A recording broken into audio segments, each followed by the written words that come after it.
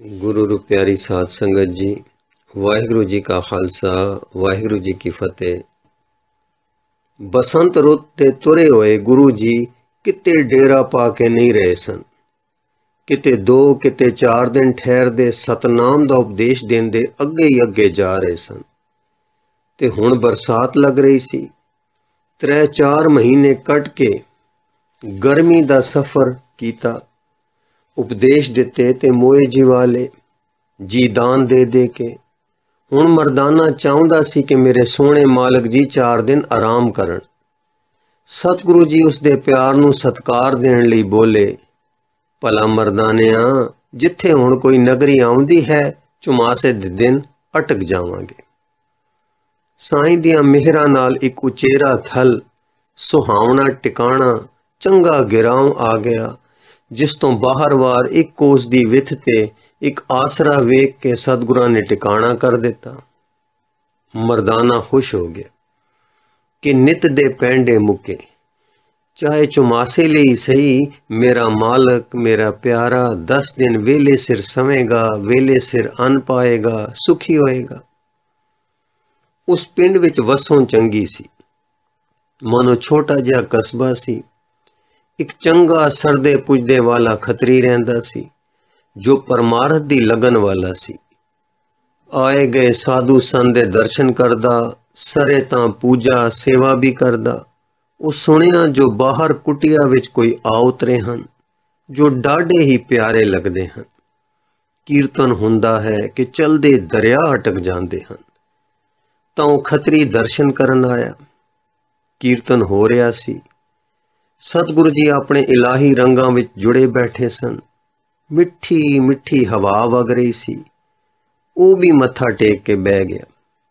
ਬੈਠਦੇ ਦੇ ਨੈਣ ਰੰਗ ਪਰ ਆਏ, छप्पर भारे हो टठे, रंग लगे, नैण बंद हो गए। अंदर नूं मुड़े ते आपे दे स्वाद विच जुड़े। पता नहीं रहा कि समा किथे लंघ गया है। जां नैण खुले तां वेखे कि किनियां ही घड़ियां बीत चुकियां हन। हाँ, खतरी नूं सोझी आई कि इह साईं दा कीर्तन है, जो काल नूं भी जित लैंदा है। काल ਦਾ ਗਿਆਨ ਜਿਸ ਦੀ ਤਾਸੀਰ ਅੱਗੇ ਲੋਪ ਹੋ ਜਾਂਦਾ ਹੈ। ਹਾਂ, ਐਸਾ ਕੀਰਤਨ ਕਦੇ ਨਹੀਂ ਸੁਣਿਆ ਸੀ ਕਿ ਜੋ ਕਾਲ ਦੇ ਵੇਗ ਨੂੰ ਬੇਮਾਲੂਮਾ ਕਰ ਦੇਵੇ। ਐਸੇ ਦਰਸ਼ਨ ਕਦੀ ਨਹੀਂ ਪਾਏ ਸਨ ਕਿ ਮਨ ਮੋਰ ਵਾਂਗੂ ਪਹਿਲਾਂ ਪਾਉਂਦਾ ਪਿਆ ਪਰਕਰਮਾ ਕਰਦਾ ਹੈ, ਦੂਰ ਹੀ ਨਹੀਂ ਹੋਣਾ ਚਾਹੁੰਦਾ। ਐਉਂ ਮੋਹਿਤ ਹੋਇਆ ਖੱਤਰੀ ਕੰਮਾਂ ਕਾਜਾਂ ਦੀਆਂ ਖਿੱਚਾਂ ਦੇ ਕਾਰਨ ਕੁਝ ਚਿਰ ਮਗਰੋਂ ਘਰ ਨੂੰ ਮੁੜਿਆ। ਫਿਰ ਆਵੇ, ਖੀਵਾ ਹੋਵੇ, ਰਸ ਮਾਣੇ ਤੇ ਦਿਨੋਂ ਦਿਨ ਖਿੱਚ ਵਧੇ ਸੋ। ਆਵੇ ਸੇਵਾ ਕਰੇ ਸੁਖ ਪਾਵੇ, ਤਾਂ ਇੱਕ ਦਿਨ ਇਤਨੀ ਖਿੱਚ ਵਧੀ ਕਿ ਚਿਤ ਨਾਲ ਨੇਮ ਕੀਤੋਸ ਕਿ ਨਿਤਾ ਪ੍ਰਤ ਦਰਸ਼ਨ ਲਈ ਆਉਣਾ ਹੈ ਤੇ ਨਾਗਾ ਕਦੇ ਨਹੀਂ ਪਾਉਣਾ। ਤੇ ਜਿਸ ਦਿਨ ਨਾਗਾ ਪੈ ਜਾਵੇ, ਜਲ ਪਾਣੀ ਕੁਛ ਵੀ ਅੰਗੀਕਾਰ ਨਹੀਂ ਕਰਨਾ। ਨਿਤਾ ਪ੍ਰਤੀ ਆਵੇ ਖੱਤਰੀ ਸਤਸੰਗ ਕਰਨ, ਦਰਸ਼ਨ ਦਾ ਲਾਹਾ ਲੈਣ, ਸੇਵਾ ਕਰਨ। ਕਦੇ ਅੰਮ੍ਰਿਤ ਵੇਲੇ ਕੀਰਤਨ ਸੁਣੇ, ਕਦੇ ਸੰਝਾਂ ਨੂੰ ਸੋਦਰ ਦਾ ਕੀਰਤਨ ਸੁਣੇ। ਹਾਂ, ਪ੍ਰੇਮੀ ਹੋਇਆ ਅੰਨ ਪਾਣੀ ਦੀ ਸੇਵਾ ਵੀ ਕਰੇ, ਡੇਰੇ ਝਾੜੂ ਪਾਣੀ ਦਾ ਵੀ ਫਿਕਰ ਕਰੇ। ਉਸ ਦੇ ਰਸਤੇ ਵਿੱਚ ਇੱਕ ਹਟਵਾਣੀਏ ਦੀ ਹੱਟੀ ਸੀ। ਉਹ ਰੋਜ਼ ਵੇਖੇ ਕਿ ਖੱਤਰੀ ਬਿਨਾਂ ਨਾਗਾ ਪਾਏ ਦੇ ਰੋਜ਼ ਲੰਘਦਾ ਹੈ। ਹੋਵੇ ਨਾ ਤਾਂ ਪੁੱਛੀਏ ਜੋ ਇਹ ਕਿਧਰ ਜਾਂਦਾ ਹੈ। ਅੰਤ ਇੱਕ ਦਿਨ ਉਸਨੇ ਆਵਾਜ਼ ਮਾਰ ਕੇ ਉਸਨੂੰ ਕੋਲ ਸੱਦਿਆ ਤੇ ਪੁੱਛਣਾ ਕੀਤਾ, ਜੋ ਭਾਈ ਜੀਵਨ ਤੇਰੇ ਸਜਣਾ, ਤੂੰ ਅੱਗੇ ਕਦੇ ਕਦਾਈ ਇਸ ਰਸਤੇ ਲੰਘਦਾ ਸੈਂ ਜਦੋਂ ਕਿ ਗਿਰਾਉਂ ਤੋਂ ਬਾਹਰ ਜਾਂਦਾ ਸੈਂ। ਹੁਣ ਰੋਜ਼ ਹੀ ਜਾਂਦਾ ਹੈ। ਤੁਦੇ ਨੂੰ ਕਿਹੀ ਲਗਨ ਲੱਗ ਪਈ ਹੈ ਜੋ ਰੋਜ਼ ਲੈ ਜਾਂਦੀ ਹੈ ਤੇ ਨਾਗਾ ਨਹੀਂ ਪੈਂਦਾ। ਤਾਂ ਖੱਤਰੀ ਆਖਿਆ, ਸੱਜਣ ਜੀਓ, ਬਾਹਰ ਕੁਟੀਆਂ ਵਾਲੇ ਬਾਗ ਵਿੱਚ ਕੋਈ ਮਹਾਂ ਜੋਤੀ ਵਾਲੇ ਪੁਰਖ ਆਏ ਉਤਰੇ ਹਨ। ਉਹਨਾਂ ਦਾ ਸਤਸੰਗ ਕਰਨ ਜਾਂਦਾ ਹਾਂ। ਉਹਨਾਂ ਦਾ ਦਰਸ਼ਨ ਬਹੁਤ ਪਿਆਰਾ ਹੈ, ਸੋ ਨਿਤਾ ਪ੍ਰਤ ਕਰਨ ਦਾ ਚਸਕਾ ਪੈ ਗਿਆ ਹੈ। ਤਦ ਅਟਵਾਣੀ ਆਖਿਆ, ਫਿਰ ਜੋ ਐਸੇ ਦਰਸ਼ਨ ਹਨ ਤਾਂ ਅਸਾਂ ਨੂੰ ਵੀ ਕਰਾਓ। ਖੱਤਰੀ ਨੇ ਕਿਹਾ, ਜਮ ਕरो।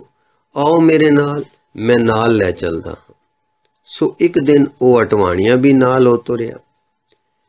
ਇਹ जो पिंड दी सड़क बाहर ਨੂੰ ਜਾਂਦੀ ਸੀ, सो अगे जाके दो राहां विच वंडी ਜਾਂਦੀ ਸੀ।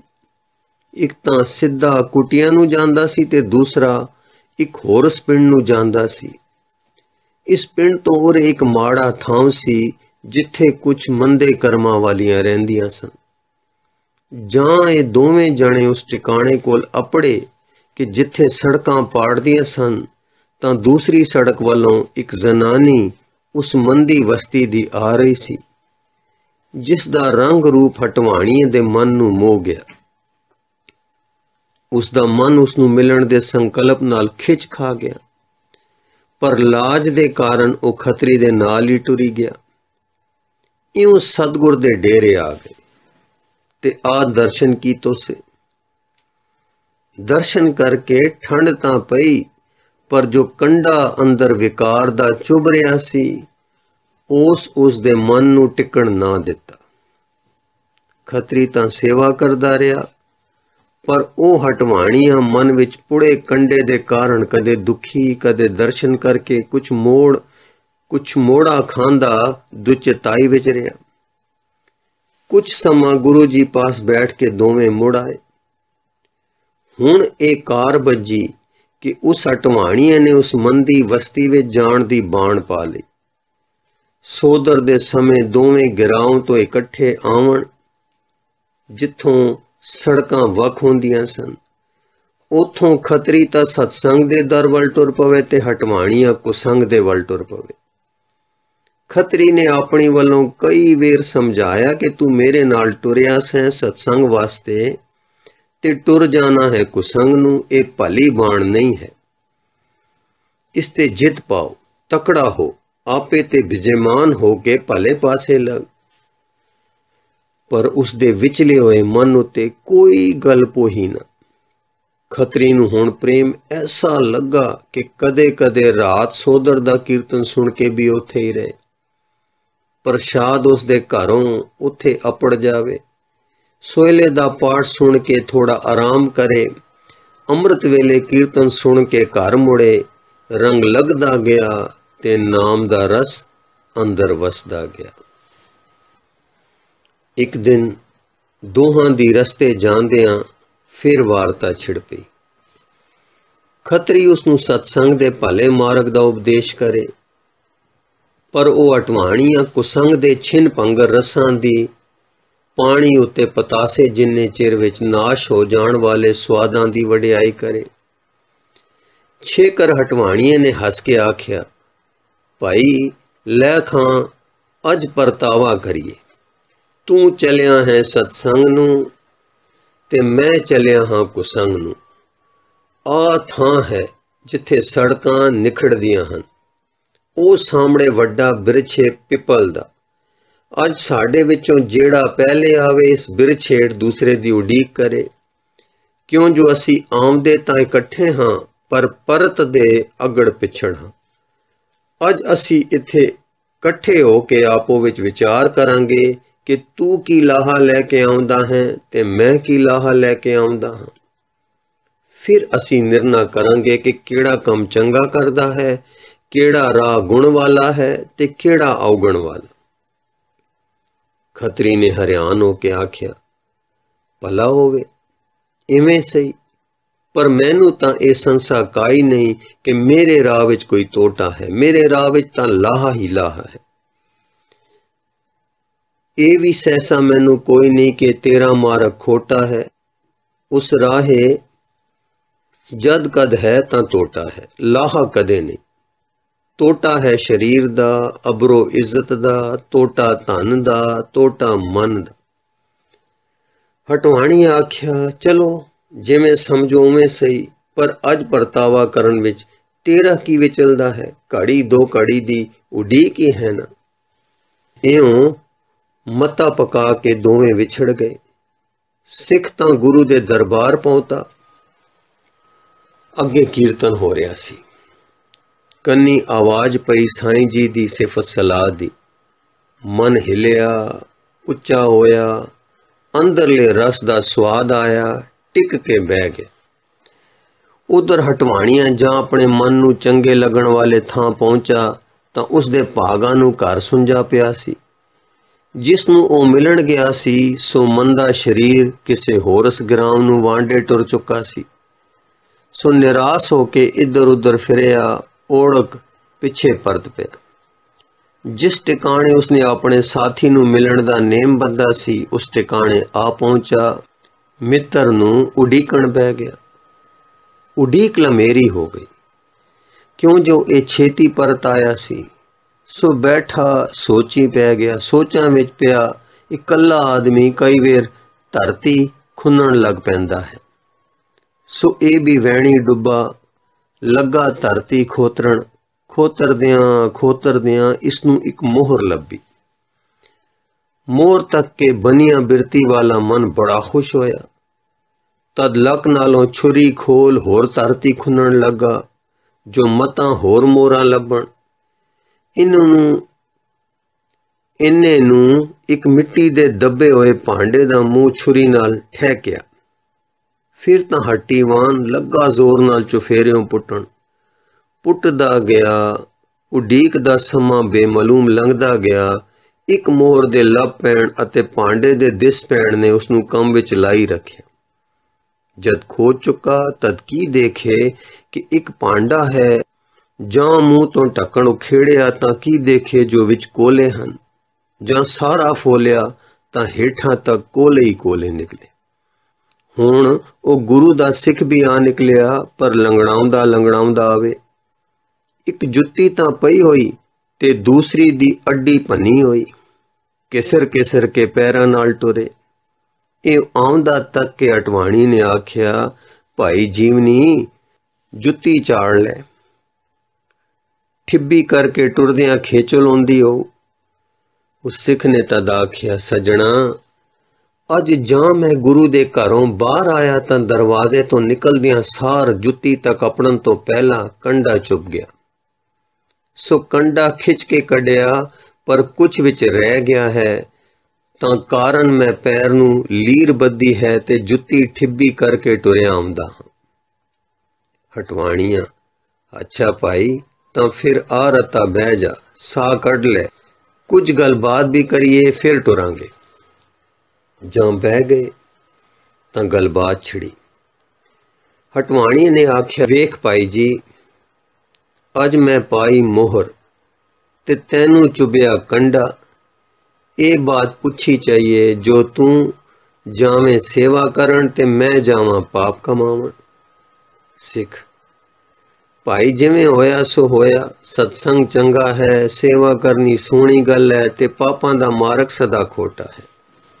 ਹਟਵਾਣੀਆਂ, ਨਹੀਂ ਭਾਈ, ਜਾਂ ਤਾਂ ਤੂੰ ਕਾਰਨ ਦੱਸ, ਨਹੀਂ ਤਾਂ ਤੇਰੇ ਗੁਰੂ ਪਾਸ ਚਲਦੇ ਹਾਂ ਜੋ ਇਸ ਗੱਲ ਦਾ ਕੀ ਵੇਰਵਾ ਹੈ। ਤਾਂ ਦੋਵੇਂ ਮੁੜ ਪਏ ਤੇ ਆ ਪੈਰੀ ਪਏ।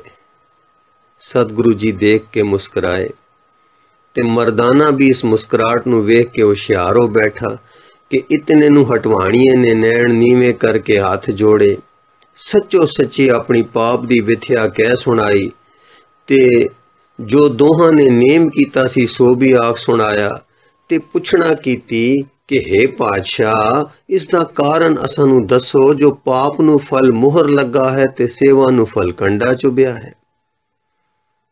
ਸਤਿਗੁਰੂ ਜੀ ਬੋਲੇ, ਚੁੱਪ ਕਰ ਰਹੋ ਤੇ ਬੋਲੋ ਕਾਈ ਨਹੀਂ।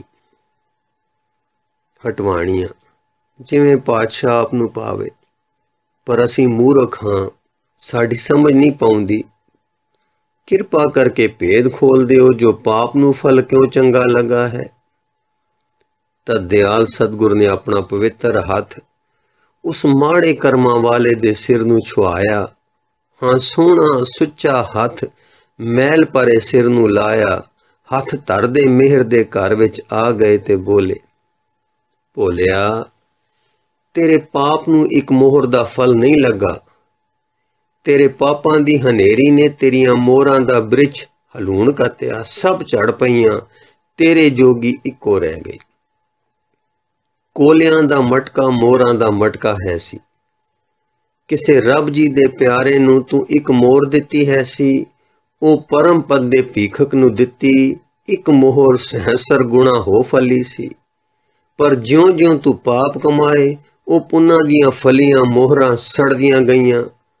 ਹਾਂ, ਜਾਣ ਲੈ ਕਿ ਤੇਰੇ ਪਾਪਾਂ ਨੇ ਤੇਰੇ ਇਕੱਠੇ ਕੀਤੇ ਸ਼ੁਭ ਕਰਮਾਂ ਤੇ ਉਹਨਾਂ ਦੇ ਫਲ ਨੂੰ ਸਾੜ ਸੱਟਿਆ। ਕੇਵਲ ਇੱਕ ਰਹਿ ਗਿਆ ਜੋ ਤੈਨੂੰ ਇੱਥੇ ਲੈ ਆਇਆ ਹੈ।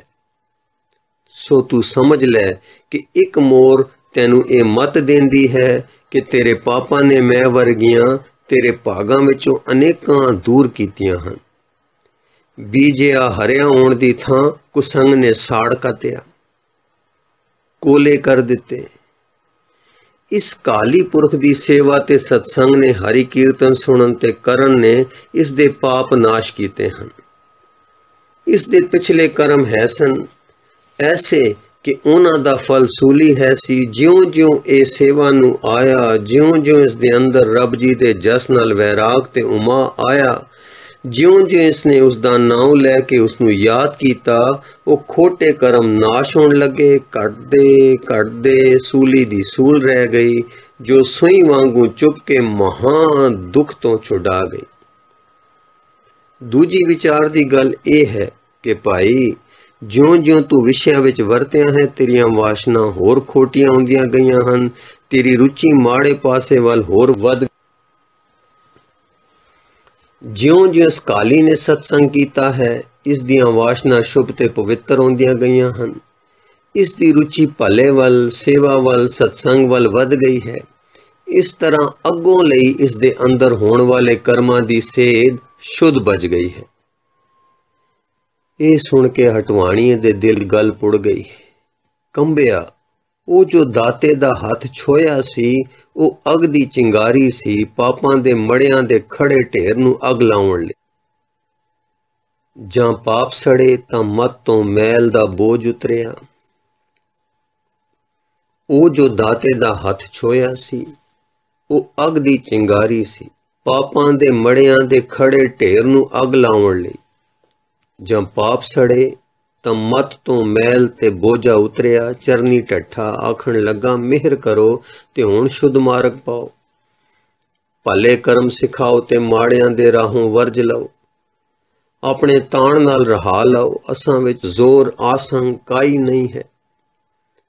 ਤਦ ਗੁਰੂ ਮਿਹਰਬਾਨ ਹੋਇਆ, ਇਲਾਹੀ ਗਲੇ ਤੋਂ ਧੁਨ ਉੱਠੀ, ਮਰਦਾਨੇ ਰਬਾਬ ਛੇੜਿਆ ਤੇ ਸਤਿਗੁਰ ਜੀ ਦੇ ਮੁਖਾਰ ਬਿੰਦ ਤੋਂ ਮਾਰੂ ਦੀ ਵੈਰਾਗ ਭਰੀ ਸੁਰ ਛਿੜੀ।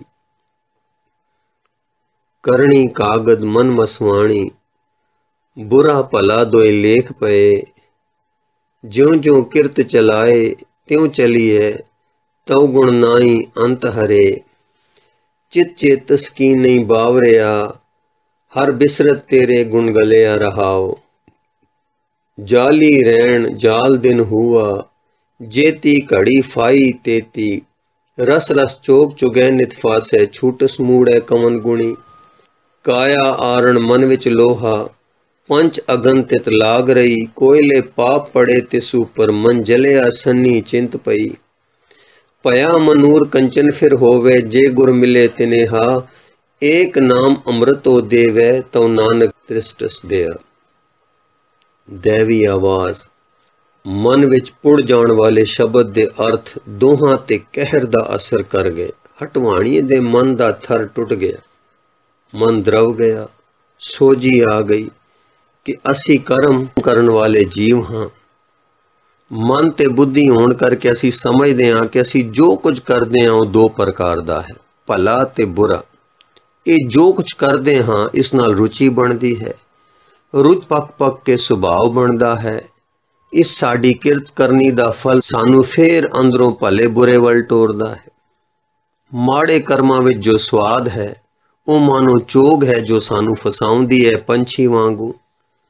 ਅੰਦਰੋਂ ਸੁਭਾਅ ਮਾੜੇ ਪਾਸੇ ਵੱਲ ਰੁਚੀ ਕਰਾਉਂਦਾ ਹੈ, ਬਾਹਰੋਂ ਰਸਦਾਇਕ ਭੋਗ ਆਪਣੇ ਵਿੱਚ ਖਿੱਚਦੇ ਹਨ। ਇਉਂ ਜੀਵ ਫਸਦਾ ਜਾਂਦਾ ਹੈ, ਮਨ ਮਨੂਰ ਹੁੰਦਾ ਜਾਂਦਾ ਹੈ, ਅਰਥਾਤ ਉੱਚੇ ਰਸਾਂ ਵੱਲੋਂ ਮਰਦਾ ਜਾਂਦਾ ਹੈ ਤੇ ਨੀਵੇਂ ਰਸਾਂ ਵਿੱਚ ਜੋ ਪਾਪ ਕਰਮਾਂ ਵਿੱਚ ਹੁੰਦਾ ਹੈ ਅਸ਼ਕਤ ਹੁੰਦਾ ਜਾਂਦਾ ਹੈ।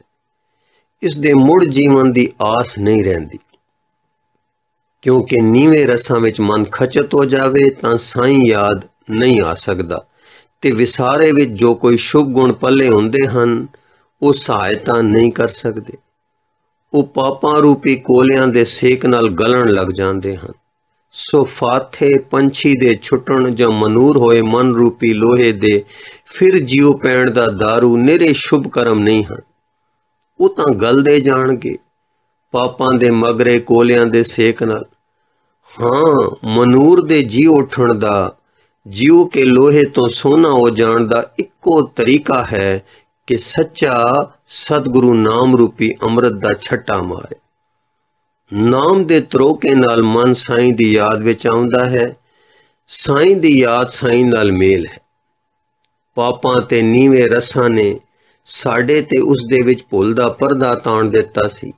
जदों परदा टुटा तां विथ ना रही। हुण साईं दा बल, उस दा भाव, उस दी सत्या दी छोह असां विच आवेगी।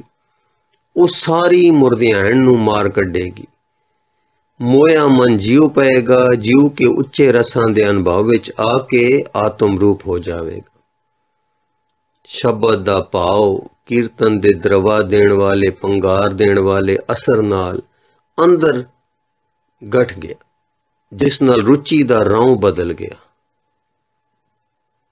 ਭੱਲੇ ਪਾਸੇ ਰੁਖ ਹੋ ਗਿਆ। धा के चरनी टठा, दाता दाता दाता रख ले पापी नूं। सूरे सतगुर ने सिर कंडी ते हथ फेरिया ते आख्या, कहो वाहिगुरु। वाहिगुरु कहाया, वाहिगुरु कहाया नहीं, अंदर पा दिता। दोहां शरीरां दे लूं लूं विच नाम दे फुहारे छुटे। दोवें नाम तरीक सिख होए। कर्म जीव करदा है, ਆਪਣੇ ਕੀਤੇ ਨੂੰ ਫਲ ਲੱਗਦੇ ਹਨ, ਪਰ ਜੇ ਨਾਮ ਵਿੱਚ ਆਵੇ ਤਾਂ ਕਰਮ ਦਗਦ ਹੁੰਦੇ ਹਨ। ਨਾਮ ਦੀ ਲਿਵ ਜੋ ਪ੍ਰੇਮ ਹੈ, ਉੱਚਾ ਰਸ ਹੈ, ਕਰਮ ਤੋਂ ਚਿਹਰਾ ਮਾਰਗ ਹੈ।